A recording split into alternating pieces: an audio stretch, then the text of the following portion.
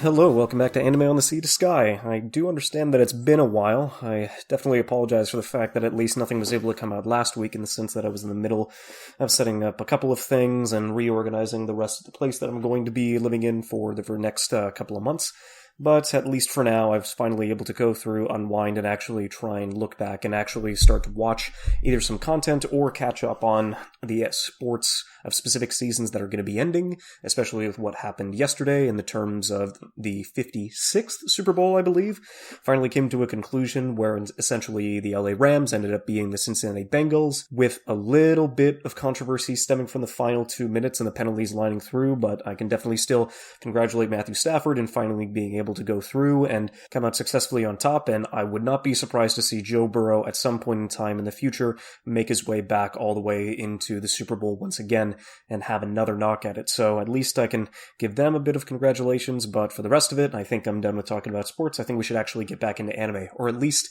I kind of wish, considering that one of the reasons that came to be that I wasn't able to get something out last week was I was kind of going back and forth on trying to figure out what essentially I would do with the new Oscar nominations that ended up coming out, considering that on last Tuesday I would have expected to at least bring something out once the nominees were actually introduced and listed, considering that there were about half a dozen anime films that were in the running, and while some deserved it more than others, I was kind of curious to see how that list would actually play out before I ended up going through and deciding on one, considering that I'd seen some films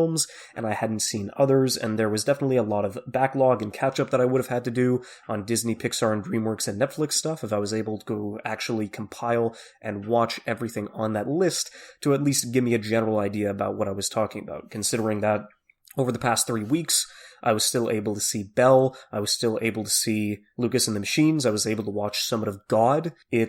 A lot of it was actually able to go through, but at least I can guarantee that I'll fast forward that episode and put that Oscar-nominated series out next week, just so I can at least keep things out on the straight and narrow, and at least kind of keep the routine going to at least get at least get 2 episodes out every 2 weeks or so, and to at least get back to the episode every 2-week format. So at least to that reign, not really much ended up happening news-wise over the past couple of weeks, considering that the majority of it has gone through. The final anime to finally make its debut for the winter 2022 season ended up being Ryman's Club, and so that's all about badminton and salarymen, and it's kind of been interesting since I've been getting back into badminton myself, on top of the fact that one of the Switch games that got announced for Direct was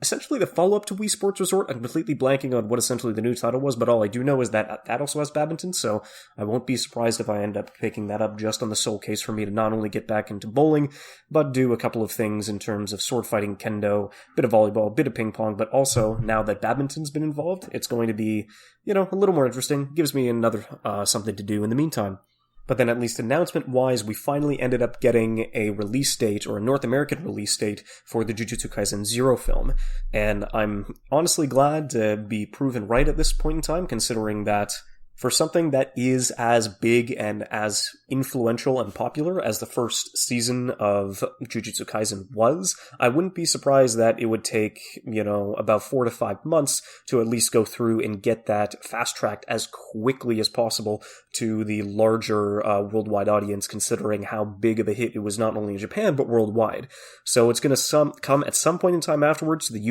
UK, Ireland, Australia, New Zealand, and France, but all the additional territories are going to be announced at a later date, whereas the English dub as well as the English sub version is going to be coming out in North American theaters, or in this case just US and Canada, on March 18th. So I'm not necessarily going to be surprised at how well this is going to do, considering how much it was able to accomplish in those short 25 episodes, but I'm really curious to see how hyped that is, considering that tickets will go on pre-sale for February 25th, which at this point in time is less than 2 weeks away, so if that's a bit of a priority for you, then I would definitely recommend getting the jump start on the rest of the crowd, as considering how big shonen adaptation films have been going over the past 5 years, I wouldn't be surprised if this would all get snatched up immediately on opening day. So, if that's a priority of yours, then definitely get the jump on it, because those guys will go fast. And then in terms of me not really having much of a relationship to just One Piece in general, although the fact that it's still as big as it is comparatively, and how long that Oda has been able to run this for as much as he possibly could, we finally ended up getting a tweet signifying that the filming of the live-action Netflix adaptation of One Piece has finally begun and is now further into its production schedule. So I'm really curious to see how this is going to go, considering that this is a Hollywood live-action series instead of one that's being taken place inside of Japan, although I don't necessarily think that matters, because whenever it comes to live-action anime or manga adaptations, unless it is incredibly, I think I've just spouted this several times before, unless it is not outwardly saying that it is an anime or manga adaptation as much as Edge of Tomorrow was, if it is something that is directly referencing and definitely pointing out that we are doing a live action adaptation of this property, then there's not really much that can be positively said about anything relating to that. So it's kind of like, good on him. I really hope it actually follows through and becomes a success, because we've been waiting for a live action adaptation to at least find some semblance of not only quality, but respect and callbacks to the people that have been making this property such a mainstay in the anime sphere in of itself. Because, at least for me in particular, I've seen a handful of One Piece episodes. I haven't necessarily jumped into the manga just yet. I do know that at least we are finally over 20 years have passed, and the fact that we are at least, 2/3 to 30 to 3/4 of the way there, as Oda has said before. So, I mean, at some point in time we'll be able to go and have an opportunity to see this, I honestly don't know, is it a film? No, it's a series, sorry. So at some point in time this live-action series will come to be on Netflix, but if there is ever any time that I'm ever going to get into the One Piece story and the world, it's probably going to be in manga form, and I'm not probably going to jump into this manga series as a whole until we have a specific end goal in mind. There is one, of course, but until I hear it's like, hey, guess what? We're ending the final arc. We have only 10% of the way to go, and it'll probably be done within the year. I think that's probably going to be the time when I finally end up jumping into the One Piece manga, where I understand that it has over 1,000 chapters and 1,000 episodes concurrently running. Honestly, if I ever did get into One Piece, I think my formula and my strategy would be to read it over watching it, but if there is a specific fight, or if there is a specific arc where there are some pieces and plot points and conflicts that I would love to see given a bit of motion and music and a little bit more emphasis, then I would go back and actually rewatch it, in this case in anime form, after consuming it in the manga form. So at some point in time, I know I've been pressured by a couple of my buddies to end up giving the show a shot, but at this point in time I will wait. Honestly, it might be around the time that this live-action series finally comes through that we'll get an idea on how far along the story we are, and if we are in the final lap, in the final sprint, but I don't know. Time will tell, but at some point in time, I will jump into the manga, I swear. So I guess with all the hodgepodge of ideas that I was trying to go through and figure out what I would line up over the past couple of days, I was just thinking through, and now that I guess Valentine's Day is going to be the time that this comes out, I was thinking about, going back and trying to figure out a way for me to get back into the quote-unquote spirit, and to try and find a property inside of anime that essentially fills me up with that kind of joy and wholesomeness that only this kind of day is able to go through. I guess the easiest way for me to go about this and to essentially get back into the swing of things would to go back and revisit probably my favorite KyoAni title. I know I wouldn't say it's objectively the best, but if you're saying what is your favorite KyoAni work, I would probably say Tomoko Market is the one to best fit the bill, and honestly one of my favorite romance stories as a whole would go to its movie adaptation as a sequel to the series, Tomoko Love Story. And so to quickly just get through the specifics, legendary director Yamada Naoko is the one who ended up going through, as of course you would know her for her directing properties on K-On!, A Silent Voice, Liz and the Bluebird. The most recent thing that she did ended up going with Science Saru that came out last year called Heikei Monogatari, and I would definitely give props to that, considering that was an incredible job, in spite the fact that this is probably, I can't remember if it was the first time she ended up leaving Kyoto Animation in order to go through and do a different project with a different studio, but honestly she was still doing what she does best, and it is definitely something that I would recommend, even though it is a little,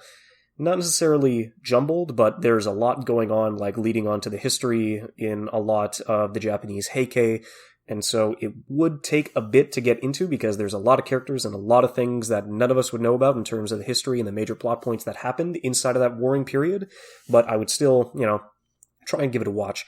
and in the sense that the written and screenplay was done by Reiko Yoshida, who ended up doing solo bits on her scripting and writing chops through School Rumble, through the first season of Genshiken, through Aria the Animation, and she has done a good chunk of Yamada Naoko's screenplays on a lot of the properties that I just named prior. And then in terms of the music and composition, Kataoka Tomoko was kind of an interesting choice because the only animated work that she's ever done would be related to just the Tomoko series in general. So it's kind of interesting to see that this was her only major stay in an animated adaptation, but I wouldn't be surprised if she had done a lot more stuff in either live action or video games to kind of line that up and pad her resume to at least give her a bit more experience. But I guess in this semblance, I would kind of like to focus a bit more on the film, even though the show in of itself is honestly just something that was an incredible bundle of joy. Since the first time I remember watching, it was something that I wanted to stretch out for as long as possible, not considering that was too long, but honestly something that I wanted to get a dose of every consecutive day for 12 days straight. And knowing that at the end of the day, considering I believe I was in my fourth year at university, if there was something that I could come home to at the end of every day to kind of have some semblance of relaxation and wholesomeness and just an infectious dose of happy feels, then this was honestly something that was great to come back to whenever I had that opportunity over those trialing 12 days. And so at least through that degree, I was able to go through and stretch that out. I did remember taking a couple of days to kind of like find the time to go through and rewatch the movie. It was kind of weird considering that I did end up trying to get in Tomoko Market when it came out back in 2013, but I had not watched as many of Kyoto Animation's works, and it didn't necessarily like strike me down considering that Dera, as you know, is the talking bird that everybody just takes as matter-of-factly, where it's like, okay, I guess this is happening now. Really kind of got under my skin when it was coming out back in 2013, and I watched the first episode and I just left it be, and I didn't necessarily pick it back up again until when I rewatched it, or at least jumped back into it, when I came back around to it in 2017. And at this point in time, I can still name it as one of my favorites, and if there was anything else for me to talk about, it's definitely just the infectious joy that a lot of the characters go through, especially how the family unit functions, even though our main family is only 4 people, in the sense that it is Tomoko, her sister Anko, her father Mamadai, and their grandfather, who ends up going through and covering just the family, but the family that takes place inside of the market when it comes down to the florist, to the meat sellers, to the croquet set, to the mochi shop that's lit right across the street from theirs, leading through Mochizo, who is the childhood friend character that we know from the first episode, knows he's had a crush on Tomoko, but considering the fact that she's kind of airheaded and the only thing that she really thinks about is her friends and mochi and has never really thought of love as anything outside of familial or generational, then it's kind of interesting to see how that kind of miscommunication and thought process could be stretched out and kind of annoying at times, but they never really overstep their boundaries, and you know that everybody cares for one another, and it's incredibly wholesome to kind of see all the back and forth go, and knowing that everybody has each other's backs, and even though like some random thing could come through and inject itself into the Usagiyama shopping mall in a sense, which in this case would be a talking bird, it still is just really warm and kind environment to kind of see everybody go through, and you immediately get sucked up by that wholesome energy that everybody is kind of emanating as everybody kind of just moves forward and tries to help each other in any way that they can. And if there's anything more that I would like to say about the series as a whole, is that considering that this was Yamada Naoko's first original directorial work in the sense that she had already done more than enough on stuff like K-On!, the fact that she was able to take so much of her own directing chops in terms of like legwork and a lot of film-esque sort of cinematography, in the sense that a lot of the times that the camera or the frame is never still, there's a lot of lens flares, there's a lot of interesting transitions and wipes that kind of go through, especially when the characters are essentially doing nothing but talking and there's only 2 of them in the frame. You kind of get this sort of amateurish style that lines up in the sense that the camera can never stay still sometimes unless they want it to stay still, in the sense that it looks like it's on a tripod to kind of give it that same feel to try and get some semblance of control and make it focus specifically on what's happening between characters, whether it's conflict, whether it's, a little bit of a misunderstanding, where even those sound incredibly annoying to deal with, the ones that they essentially go through and try and clear up over the course of these couple of episodes are definitely things that never come across and waste too much of your time, considering that the relationships between all the characters is the reason why you come here to enjoy it in the first place. So even though it is short in the sense that it's 12 episodes, it never wastes a single moment of that time to kind of bring it into its world and kind of get you invested in the characters that go through and try and go day by day inside of this calm little tiny shopping market. On top of the fact that one of my favorite parts about the directing style, or at least the script writing style in this case, is how a lot of the outer episodes mirror each other, or at least mirror the conflicts and the characters that are prioritized in those specific episodes, where at least episodes 5 through 8 are kind of like a mishmash and a hodgepodge between Choi and Dara coming in from the islands, and Mochizo and Kana, who try and kind of like make their own way and get themselves into the story to try and, get a bit, because even though Kana is probably like one of my favorite girls, she honestly just doesn't get enough screen time or enough moments in comparison to the rest of the crew, even though she is an architect, and architects and engineers kind of go hand in hand, so I kind of wish that she would be able to get a little bit more, but she has an infectious deadpan energy whenever she's on screen, so I really enjoyed her. But then it's really interesting to see how the rest of the episodes outside of that go through, considering that episodes 4 and 9 kind of mirror and focus on Anko and Mamadai, which are basically the main family unit that Tomoko has to go and is known and going for, considering that Anko is having a little bit of a trouble with her grade school crush that is kind of moving around and she doesn't really know what to do with it, where we end up getting to go through and see Mamadai go back and try to figure out what essentially he needs to do, because even though he is an incredibly stubborn and overprotective father, it's all stemming from the fact that Tomoko is probably the only semblance of a reminder that he has to his late wife and Tomoko's mother, Hinako. Episode 9 could be one of my favorite episode of the series, like barring the film, considering how it goes through and everybody goes through to try and figure out what to do on Mochi Day, and to try and focus around to see what Mamadai is trying to figure out on what exactly he wants to go through and deal on. I don't believe it's the anniversary of her death, but whenever this day comes around, he consistently goes through and is just in a bit of a mess to try and figure it out, and the way that everybody inside of the shopping district is able to go through and kind of help him through that time of need is honestly incredibly sweet, especially with how we get to see him meeting Hinako for the first time, and how their relationship blossoms, and to see how that essentially moves on, and it's incredibly sweet. And I really enjoyed that, those specific episodes, but then, leading on through the rest of it, having Shiori, the badminton aficionado, kind of go through where she's the focus on episodes 3 and 10, and how it blends into Midori either being the one who is helping or the one who is being helped in her own episodes in particular for episodes 10 and 11. Oh, as well as 2, considering that she's also got, before rewatching the movie, I ended up going through and watching episode 2, considering that it is a legitimately canon Valentine's Day episode. And even though we do have those every now and again whenever it comes to romance anime, it's honestly very, I would like to say undercut, but then again, the majority of the shopping mall ends up getting transformed into this heart-filled, just lovey-dovey escapade, and I don't know, a love tunnel would probably just be the easiest way to go through and describe it, but it's incredibly polished and I really enjoy it. And then Tomoko ends up getting the priority in not only episodes 1 and 12, but probably 11 as well, considering that everybody is going through and trying to figure out what this foreign prince is getting for an interest in her. And so, I don't know, it's really good to kind of see how all of those are mirrored in the semblance of trying to use that as a writing job, and I really kind of enjoyed that, looking back on it after finishing the series, and was oh wait, this looks exactly like that episode that happened, halfway back. And yeah, it did a really good job, and I was really appreciative to see those kind of little nods and those little flourishes of personality go through, and not only the script but the directing as well. And so yeah, at least from now on, I'm going to spoil basically the entirety of Tomoko Love Story, and if nothing I've said has interested you before, then sure, you can just continue to listen on, but I would definitely say I would give this show a wholehearted recommendation to anybody who's looking for something short, sweet, and wholesome, and then you can lead on afterwards and watch the film as a whole for Tomoko Love Story. So, okay. Going back in on the film, I really did...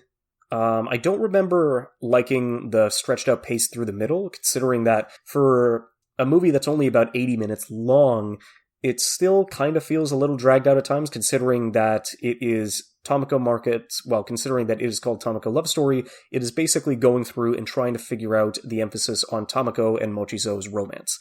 and trying to figure out what essentially they want to do, considering that they're in their last year of high school, and they were really trying to figure out what essentially they want to, like, forward their relationship, considering that Mochizo is ending out, he's thinking about going to a university outside of town, out in Tokyo, and so he's really trying to figure out essentially how he wants to break the ice and break his feelings towards Tomoko, and to try and figure out if that's the best thing to do, considering that there's not a lot of time left in the middle of Tomoko trying to figure out what her own purpose in life is doing. And even though it seems in the beginning that it's incredibly simple, where it's like, you know, your purpose in life is to make mochi. You love mochi. It's everything that's linked to your family. It's what's linked you to your mother. It's what's linked you to your parents, as well as Unko and your grandfather and everybody else going before you. And she is so fixated on mochi throughout the majority of the series, as well as this film, until Mochizo goes and presses the issue to try and figure out what essentially they want to do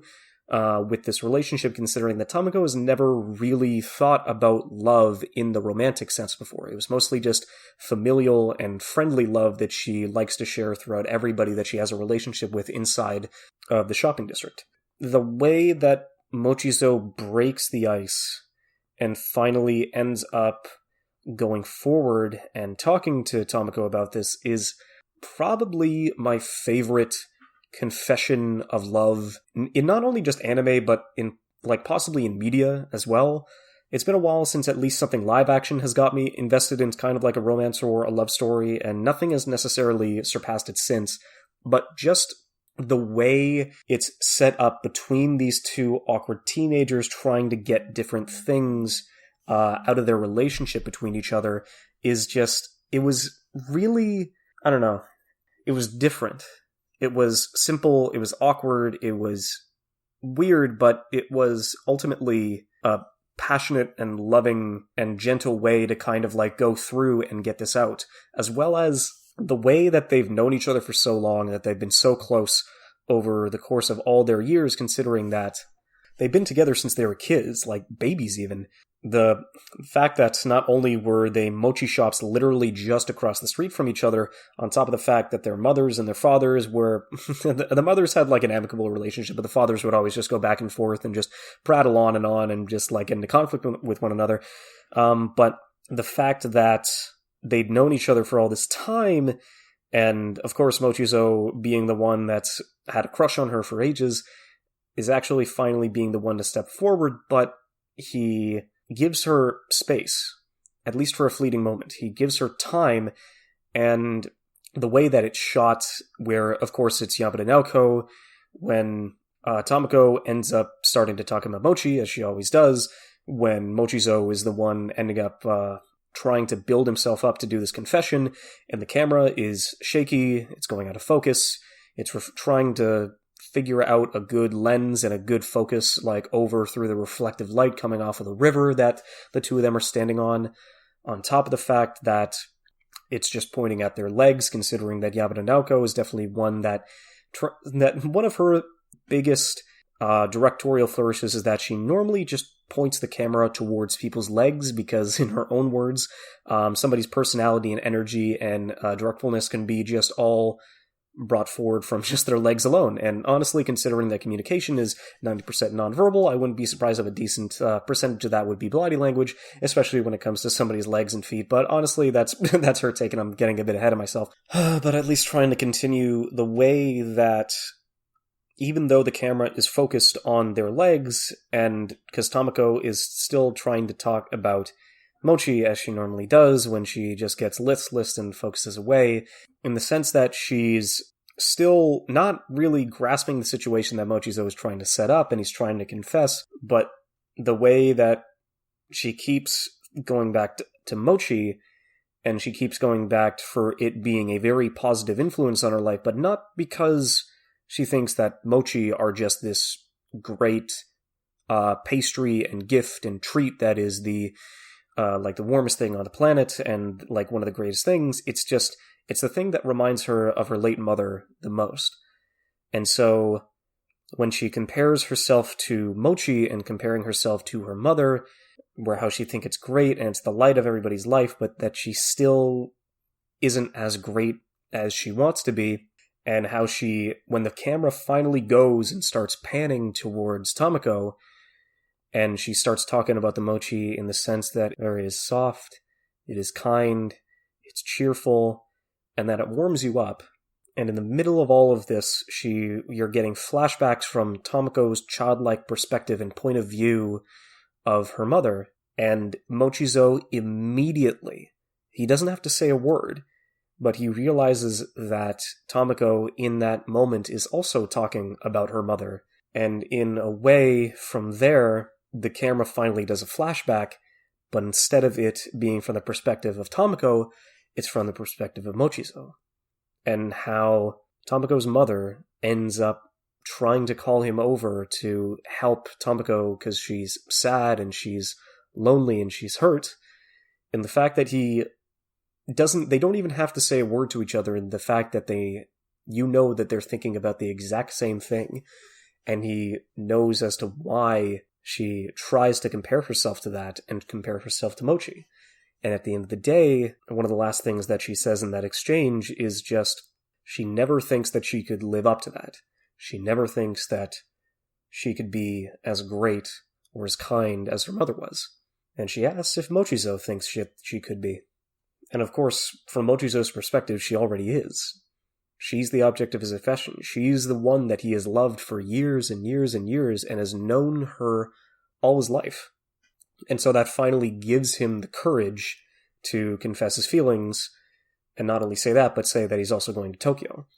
And of course, Tomoko is flustered by this, considering that she's never thought of romance. She's never thought of love in that way, and so she's immediately taken aback and falls into the river, which is very shallow, but she's just so flabbergasted, and she can't necessarily bring herself to respond for a couple of seconds. And so she just says that she's honored that I'm honored that you feel that way. I appreciate it. I'm gonna go now. And so the camera starts jumping as it stays in place, and you see Tomoko flustered and fluttering away and swifting from her feet. And so she ends up starting to jog and then run and trying to figure out, what exactly was going on. What did he say? What was he talking about? We were talking about Mochi. What just happened on the river? And all the colors in all of the world just fades away into this pastel watercolor-esque mindscape that she's in, because just everything's just lost meaning. Everything has just been completely thrown into disarray, and all the colors in the world can't come together in a way that makes sense to her anymore. And I don't know, I love it. I absolutely adore that scene from the bottom of my heart, and I always get goosebumps, and I always just feel nostalgic but kind of happy every time that scene comes around. And so at least from that point forward, there is, I will say, we get the confession, but it's only a half hour into the film, and so the rest of the film is essentially both of the characters coming to terms with how that makes each other feel, and if they can even make it work, if Mochizo is going to end up going to Tokyo, which is another city over, and to try and figure out if they can, still keep it going, and to even process it. And so that's kind of a little bit of a stretch, since there is a good amount of time before Mochizo and Tomoko end up even having a conversation, where Tomoko's always consistently trying to avoid him, avoiding conversation, avoiding processing or accepting anything that happens, and it isn't until she ends up getting not necessarily a message from her mother, but she finally goes back and listens to the cassette tape of her dad's, demo reel of a song that he wrote for her mother when he was a kid, to try and put his confession into words. And it was just kind of in that way, Tomoko's mother finally giving a response in the same way that her father, Mabedai, was able to, actually gives her, the proper strength, I guess, but also the fortitude to essentially go through and try and figure out what she wants to do and how she wants to respond. And so they end up going through, and she finally performs at the